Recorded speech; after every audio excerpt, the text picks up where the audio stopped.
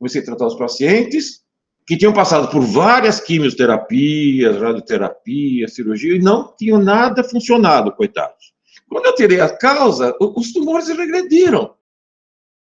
Médico pela Santa Casa de São Paulo, é doutor em Fisiologia pela Universidade de São Paulo e PhD em Ciências. É autor de diversos livros de medicina, entre eles o Oncologia Médica, Fisiopatogenia e Tratamento. Na obra são relatados 685 casos clínicos de pacientes que não responderam à medicina convencional, mas tiveram tumores regredidos com as estratégias integrativas. O mesmo livro foi atualizado e traduzido para o inglês como Integrative Medical Oncology.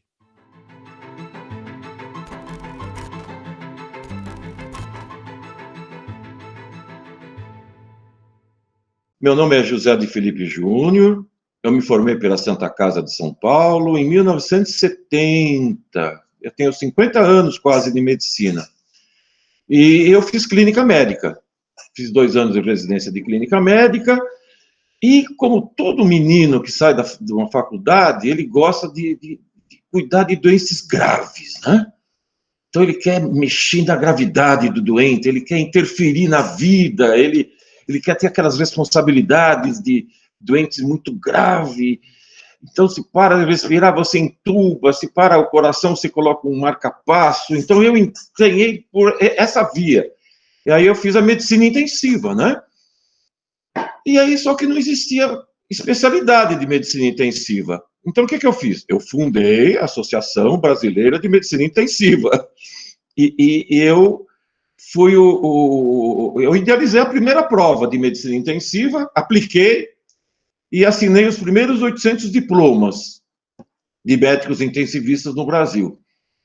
Só que chega uma hora que você vê que você pega doentes tão jovens com infarto, tão jovens com câncer, tão jovens com tantas doenças, e eu fiquei pensando, acho que está na hora de você pensar mais numa prevenção de doenças do que no tratamento delas, né? Aí eu conheci o Dr. Guilherme Deutscher, sabe? E ele trazia para o Brasil, às custas dele, esse grande médico, às custas dele trouxe bioquímicos da Inglaterra, da Austrália. Então eu fui aprender a bioquímica aplicada à medicina. Eu já adorava fisiologia, né? E nos congressos eu vi muita coisa bonita de bioquímica. Mas nesse ínterim, logo que eu me formei, eu fui no Instituto de Ciências Biomédicas da USP. Eu fiquei lá 5 anos fazendo pós-graduação em ciências, em fisiologia pura, para entender o que é uma célula normal, sabe? É difícil saber o que é normal. Existem tantas variedades, é tão variável os parâmetros, né? Então, fiquei 5 anos estudando o que é uma célula normal, a fisiologia normal, e me graduei. Fiz a tese de doutorado, né? E fiquei em PhD em ciências, né? PhD em ciências. Aí a Santa Casa me convidou para ser diretor do departamento de fisiologia. Aí eu fiquei diretor do departamento de fisiologia, bioquímica e farmacologia. Ai, muitas aulas, não dava nem para estudar direito, sabe? Aí eu acabei saindo de lá e fundei a Sociedade Brasileira de Medicina Biomolecular. Aí o Conselho Federal de Medicina proibiu a medicina ortomolecular. Existiam 3 sociedades na época. A do Guilherme Deutscher, uma outra, de oxidologia, e a minha recém-formada, a minha pequenininha, eu era peixinho pequeno. Mas só que essa associação que eu fiz, eu fundei dentro da Santa Casa de São Paulo. Então, em vez de brigar com o Conselho Federal de Medicina, eu fui dialogar com eles. Em 2, 3 anos de diálogo, nós conseguimos, da minha associação, muitos médicos me ajudaram nisso, mas eu que era o porta-voz, de regulamentar, olha só, regulamentar a medicina ortomolecular e biomolecular no Brasil. Então, a medicina ortomolecular, biomolecular, é regulamentada no Brasil. Certo? Não é uma especialidade, mas está regulamentada. E esse tipo de medicina cuida das células, né? Cuida das células. Então, é uma coisa muito bonita, porque quando eu aprendi medicina, os meus professores, eles ensinavam a tratar de doenças. Felipe, você tem que tratar de doenças. Se tu tem uma doença, você trata. Agora não. Agora o que a gente faz? A gente estuda o indivíduo, vê como ele está funcionando, vê se tem alguma coisa atrapalhando a vida dele, e mesmo sem doença, nós usamos algo para que ele se mantenha saudável. Há 300 anos houve a Revolução Industrial. E aí inundou de metais tóxicos e substâncias químicas do planeta. E isso não foi falado em faculdade, né? E os agrotóxicos, tudo isso faz mal para a saúde. Então, olha que coisa linda. Nós aprendemos que uma próstata grande não tem jeito de diminuir, só cirurgia. Não, errado. Se você tirar metal tóxico, tirar agrotóxico, colocar os nutrientes em ordem, afastar alergia alimentar, cuidar das glândulas, afastar zona geopatogênica, a próstata diminui. A próstata diminui. Mesma coisa, ateroma. Ateroma só cirurgia. Não. Você consegue mexer no ateroma. Não pode estar calcificado, né? Calcificado não tem jeito. Mas tem jeito na fase inicial, na fase média. Eu tenho fotos disso, muitas fotos de redução de ateromas, né? O que mais? Um fígado gorduroso, esteatose hepática. Vai ficar com... Não vai ficar com esteatose, não. Vamos tratar isso, vamos cuidar desse indivíduo. Aí eu recebi pacientes com câncer, eu falava, meu Deus do céu, como sofre esse pessoal, né? Quimioterapia, como é ruim, como sofre, e a eficácia é tão pequena. Então, eu fiquei, olha, eu peguei aqueles 5 anos que eu fiquei estudando as células normais, peguei tudo aquilo que eu tinha estudado, revi tudo, estudei profundamente o que é uma célula normal, o que é uma célula neoplásica, transformada, que chamam de câncer. Aí, eu cheguei a uma conclusão, isso há 25 anos atrás, que câncer não são células malignas, são células doentes por alguma causa. E células doentes precisam de cuidado e afastamento da causa, não extermínio. Então, com isso na minha mente, eu comecei a tratar com muito cuidado os pacientes, né? Um estudo de professores de oncologia da Austrália, nos 22 tumores de adultos sólidos mais frequentes, mostra que a quimioterapia é eficaz em somente 2,1% dos casos. É baixíssima a eficácia da quimioterapia. Mas é isso que eles têm, eles não têm outro jeito.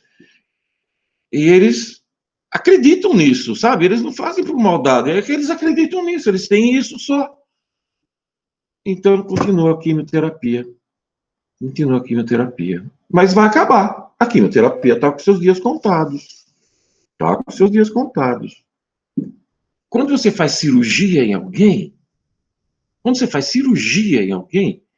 você corta o indivíduo, tira o tumor, e o que vai acontecer? O organismo vai fazer substâncias para cicatrizar, regenerar a ferida. E aí o que acontece? A cirurgia, por causa disso que eu estou falando, acorda metástases à distância, sabe? Então, até a cirurgia é perigoso fazer em alguém. Os pacientes meus de câncer de pâncreas que não fizeram cirurgia, grande parte resolveu. Os que fizeram cirurgia, acorda metástase à distância, no fígado. Às vezes até a biópsia, até a biópsia piora, porque acorda metástases à distância. Mas a gente tem que fazer biópsia, não tem jeito. Isso aí não tem jeito, tem que fazer. Agora, cirurgia, muita gente não precisa de cirurgia. Não precisa. Porque é tal coisa. Os médicos acham que esse é o problema. Então, tirando esse, está resolvido. Esse aqui ficou, esse aqui volta. Vocês entenderam isso? Ficou claro? Tanto dinheiro envolvido aí, bilhões de dólares, talvez até trilhões. Tem muito dinheiro envolvido, infelizmente. E nos Estados Unidos, lembra que eu falei que aquele trabalho foi feito na Austrália? Se ele tivesse sido feito nos Estados Unidos, esses médicos iam ser banidos da universidade. A ciência está muito corrompida, sabe? Os pesquisadores ganham royalties para fazer pesquisa. Se ele não fizer pesquisa, ele não ganha. Então, é difícil você ler um trabalho e acreditar naquilo que você está lendo, infelizmente. Sofistas, sabe? São os sofistas gregos voltando para a nossa era. São os sofistas. E, infelizmente, existe isso na medicina. Mas não são todos, não são todos. Eu tenho muitos pacientes que faleceram durante a quimioterapia. Muitos, mas muitos. Muitos. E nada é responsabilizado. Nada. O tratamento é esse. O protocolo é esse. É isso que tem que ser feito. Paciência. Tem um efeito colateral. Paciência. É assim que é tratado. É tratado de uma maneira muito irresponsável. Se você for pensar nesse trabalho que eu falei para vocês, com 250 mil pessoas, olha, 250 mil pessoas, e que mostra que a quimioterapia citotóxica é eficaz apenas em 1,2%, você ia responsabilizar todos esses laboratórios pela baixa eficácia e alto custo. É uma coisa séria, seríssima. Quando você faz a quimioterapia e trata esse aqui, você consegue matar 90% dessas células. Aí a célula fica um tumorzinho desse tamanho. Você vai fazer o exame, nem aparece. Mas essas células, aquilo que sobrou, você acha que é mais fraco ou mais forte de sobrevivência? Mais forte. Daqui um ano, volta. E volta bem forte, sabe? É por isso que tem a recidiva. Mesmo se você, com a quimioterapia, radioterapia e cirurgia, conseguir tirar totalmente isso daqui, o tumor, tirou, pronto, fugiu. Mas não tirou a causa. O que vai acontecer? Vai voltar o tumor. Toda doença tem causa, o câncer também tem a causa. E 95% das causas são ambientais. Isso é escrito nos livros. No ambiente tão tóxico que nós vivemos, pensa bem, uma paciente com câncer de mama. Essa mama teve um contato ou com vírus, ou com bactéria, ou com metais tóxicos, tipo chumbo, mercúrio, arsênico, níquel, ou agrotóxicos, ou radiações, né? Aí essa célula lá da mama, ela sofre. Ela sofre, até entrar num estado de quase morte. Olha só, um estado de quase morte. Aí forma-se o tumor. Então forma-se o tumor aqui, e aqui tem os vírus, bactérias. Onde que está o problema? Aqui ou aqui? Eu sempre achava que era aqui. Mas depois de tudo que eu estudei, eu achava que eu cheguei à conclusão que o problema está aqui, nas causas. E aí, eu comecei a tratar os pacientes, que tinham passado por várias quimioterapias, radioterapias, cirurgia, e não tinham nada funcionado, coitados. Então, eu tentei buscar as causas e tirar as causas. E nesses 20 anos, eu coletei 685 pacientes, cujo terapia convencional, que é a minha formação, terapia convencional, que eu fazia também, não funcionou. Os tumores continuavam. Quando eu tirei a causa, olha que alegria que me deu. Quando eu tirei a causa, os tumores regrediram. Não foram todos, é claro que não. Porque tem pessoas que já chegam num estado muito ruim, muito no final, né? Já não tem mais um ponto de não retorno. Mas as pessoas que ainda mantinham o status quo, né? Tirando a causa, o efeito desaparecia. Então, essa foi uma das alegrias maiores da minha vida. Se você pega um paciente no seu consultório, ele não tem câncer, não tem câncer, mas tem metal tóxico, chumbo, mercúrio, arsênico, níquel, ou tem agrotóxico, mas não tem câncer. Aí você tira do indivíduo esses tóxicos todos, o que vai acontecer? Você vai diminuir o risco desse paciente ter câncer, vai diminuir o risco dele ter depressão, geralmente chumbo da depressão. Então você diminui. Isso é a verdadeira medicina preventiva. É isso que tá, aí que está a beleza dessa medicina. Agora, nota bem, o paciente não tem nada e tem um metal tóxico, você não vai colocar ele no soro, de maneira alguma. EDTA no soro, ótimo EDTA, mas não para ele, porque ele não tem nada. Então você faz homeopatia, quase sem custo. Faz homeopatia CH30 e dá um fitoterápico. Em 4 meses, você tem 70%, 80% de chance de tirar esses metais sem custo, pessoal, usando homeopatia, gotinha, sabe? Então é uma coisa linda.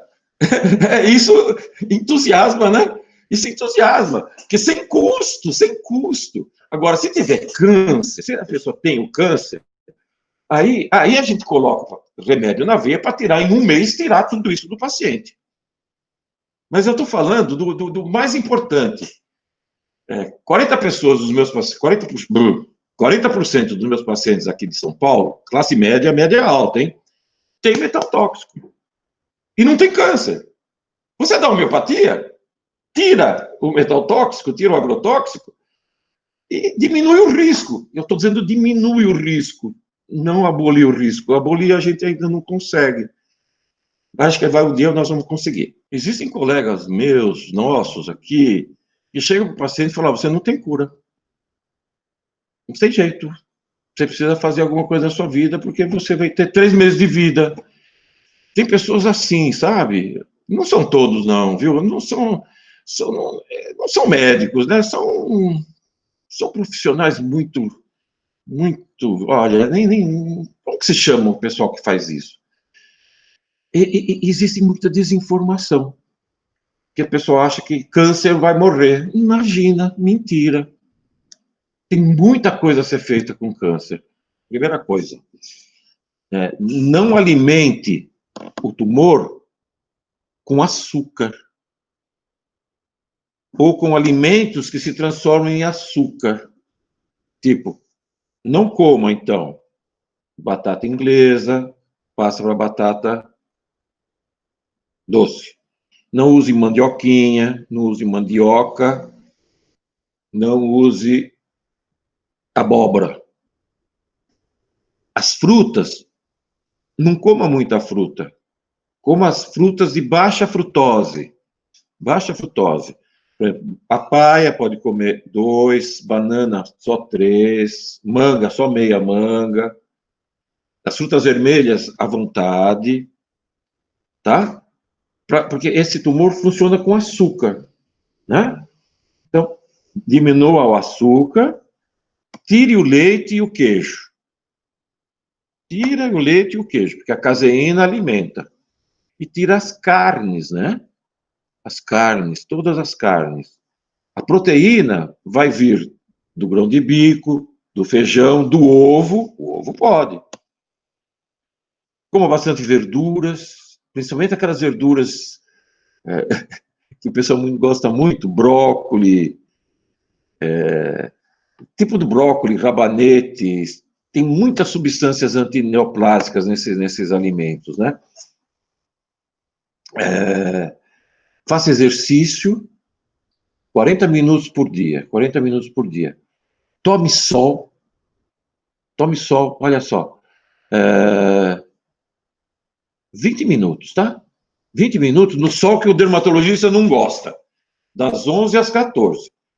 Porque o dermatologista não quer que você tenha câncer de pele. Mas esse câncer de pele aparece aqui, você vê, tira, e não tem problema. Câncer de pele não mata.